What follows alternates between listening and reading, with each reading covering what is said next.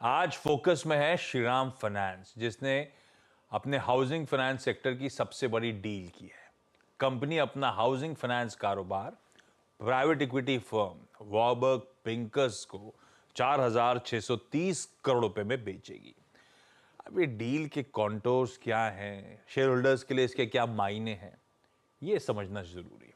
तो इसी company Shriram finance के executive vice chairman Umesh Revankar sir आपको आपकी स्क्रीन पे नजर आएंगे। Umesh sir, good afternoon. अच्छा लगा इतने दिनों बाद आपको देख के।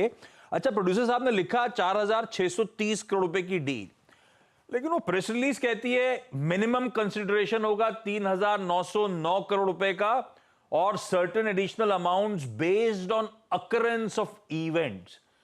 हम शेयरधारक समझे क्या? आपको वॉरबर्ग पिंकस दरअसल पैसा कितना दे रहा है sir?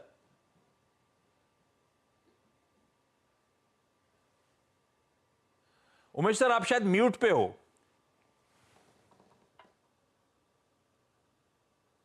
Good afternoon. Hi sir. Shriram housing finance का वैल्यूएशन 4,630 है और 3,908 प्रोसीडिंग श्रीराम फाइनेंस को आ रहा है, क्योंकि वहां पे एक दूसरा पार्टनर भी है, 14% उनका स्टेक है। So that's the total deal. असल में पार्टनर का हटा के, मतलब श्रीराम हाउसिंग फाइनेंस की वैल्यूएशन उतनी आकी गई थी कुल मिलाकर, उसमें से आपको जो आएगा प्रोसीड वो इतने होंगे। क्या कोई रेगुलेटरी अप्रूवल्स, कौन कौन से इंपॉर्टेंट लेने, कब तक ये डील कल्मिनेट होगी, पैसा कब तक आपके पास आएगा? देखिए, ये रेगुलेटर का अप्रूवल चाहिए। उसके लिए नॉर्मली अभी एक 6 महीने का एक अंदाज हम रखते हैं।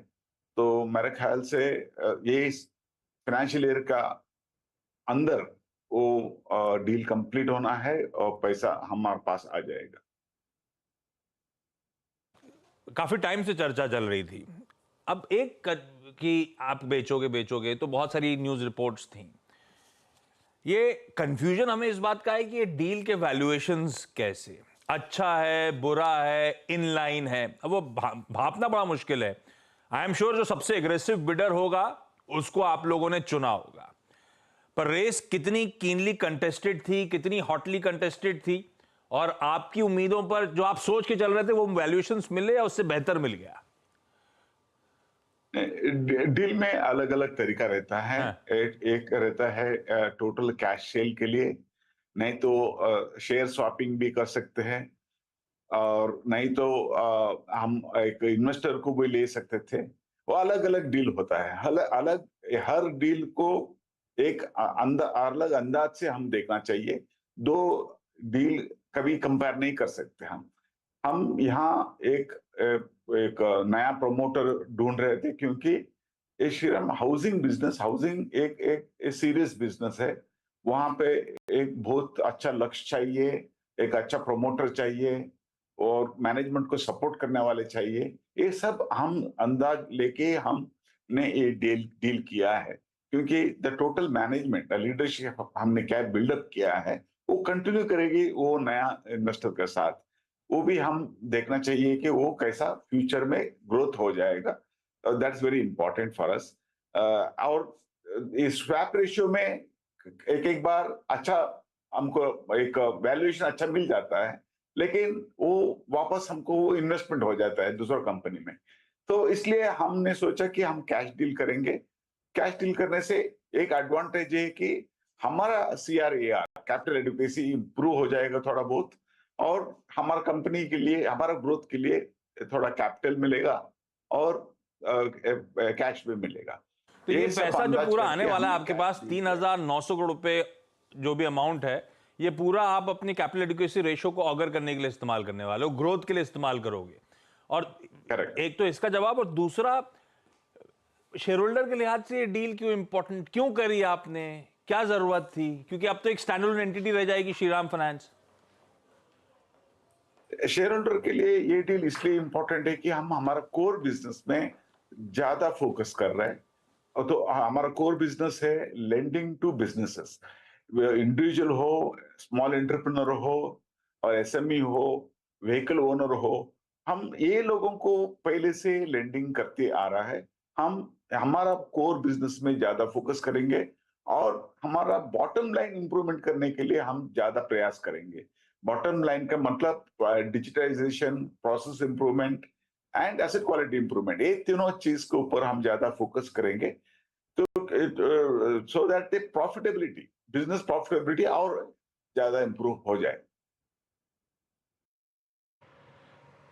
कोर बिजनेस पे फोकस करेंगे, बॉटम लाइन पे प्रॉफिटेबिलिटी पे फोकस करेंगे। और मैं आई थिंक आपके पिछले कुछ इंटरव्यूज सुन रहा था sir, last I think mid 23 से भी आप बहुत ज़्यादा फोकस करना चाह रहे थे to construct a strong ARC business. क्या ये उस दिशा में भी है उमेश जी? एआरसी में हम we wanted to specialise in retail collections, वो हमारा एक अंदाज था। अभी भी हम एआरसी का बिजनेस शुरू नहीं हुआ है, वो हमारा पूरा अप्रूवल्स अभी तक नहीं आया। तो हमारा फोकस ये इसमें सिर्फ रिटेल कलेक्शन को ऊपर रिटेल कलेक्शन को इम्प्रूव करने का ऊपर है। तो अभी अप्रूवल तो अभी तक नहीं आया, इसलिए हम उसके ऊपर ज्यादा ही बात कर सकते। आपने एआरसी के लिए अप्रोक्सीमेटली 300 करोड़ रुपए का आवंटन किया ना उमेश जी? हाँ ठीक है, करेक्ट। ओके ओके, अच्छा अब मान के चलते हैं कि थोड़ा सा मैं जब आपके Q4 के नंबर्स को देख रहा था सर, यहाँ पे पर्सनल लोन चाहे टू व्हीलर्स जिसको आपने कोर बिजनेस माना है, lending to I mean retail, थोड़ा सा स्लो डाउन था वहाँ पे। अगले 2 क्वार्टर्स के लिए आपका आउटलुक क्या है यहाँ पर? जो आपका कोर बिजनेस है उसमें कैसी ग्रोथ देख रहे हैं FY25 के शुरुआती 2 क्वार्टर्स में? Normally first half of the year is slower then second half, लेकिन ये साल में थोड़ा इलेक्शन का वजह से मुझे लगता है कि गवर्नमेंट प्रोजेक्ट्स में, इंफ्रास्ट्रक्चर में थोड़ा स्लो रहेगा, क्योंकि गवर्नमेंट मशीनरी इलेक्शन प्रोसेस में इन्वॉल्व है। इसलिए थोड़ा एक स्लो पेस में जाएगा फर्स्ट 2 महीना, बाद में डेफिनेटली वो पिकअप हो जाएगा सेकंड क्वार्टर में। और मानसून का एक अंदाज, एवरेज मानसून का अंदाज आईएमडी ने एक पॉजिटिव दिया है। इसका वजह से मुझे लगता है कि सेकंड क्वार्टर अच्छा रहेगा और सेकंड हाफ और अच्छा रहेगा। क्योंकि बिजनेस की बात छेड़ दी तो अच्छा, डिसबर्समेंट्स जो Q4 के नंबर्स आए थे उमेश सर, तो उसमें क्यू ऑन क्यू डिसबर्समेंट्स धीमे पड़े, specifically two wheeler loans, construction, personal loans, in pocket पे। तो कोई सोच समझा रीजन है कि आप लोग धीमे पड़ रहे हो, या फिर ये एक्चुअली पॉकेट धीमी पड़ गई है? क्या चल रहा है? नहीं नहीं, हमारा एक फोकस सब में रहा है, लेकिन पर्सनल लोन में हमने थोड़ा ज्यादा स्क्रूटिनी और एक क्रेडिट रूल इंजन थोड़ा स्ट्रॉन्ग किया है, और इसका वजह से हम पर्सनल लोन में थोड़ा स्लो गए थे Q4 में। बाकी सब सेगमेंट में हमारा फोकस जारी है। बहुत धन्यवाद सीएनबी से आवाज के लिए वक्त निकाल के, और कंग्रेचुलेशन से बढ़िया डील सील करने के लिए। बाजार को पसंद आ रहा है भाई, 1.5% मजबूती के साथ श्रीराम फाइनेंस का स्टॉक उस आउटकम पे रिएक्ट करके तेजी दिखाता हुआ। वैसे वीरू, ये स्टॉक वैसे इसलिए भी रडार पे, कल MSCI अपने इंडेक्स रिव्यू अनाउंसमेंट करने जा रहा है, जिसमें शायद सबसे तगड़े इन्फ्लोज कहीं आने हैं तो सुंदरम फाइनेंस में आने हैं। खैर, उस पर जब यतिन आगे जोड़ेंगे तब उस MSCI इंडेक्स के रीबैलेंसिंग और अपडेट्स रिलेटेड चर्चा करेंगे। वो एक हुक के तौर पे ऐसे बहुत सारे इंटरेस्टिंग स्टॉक्स हैं जो आगे चर्चा में आएंगे।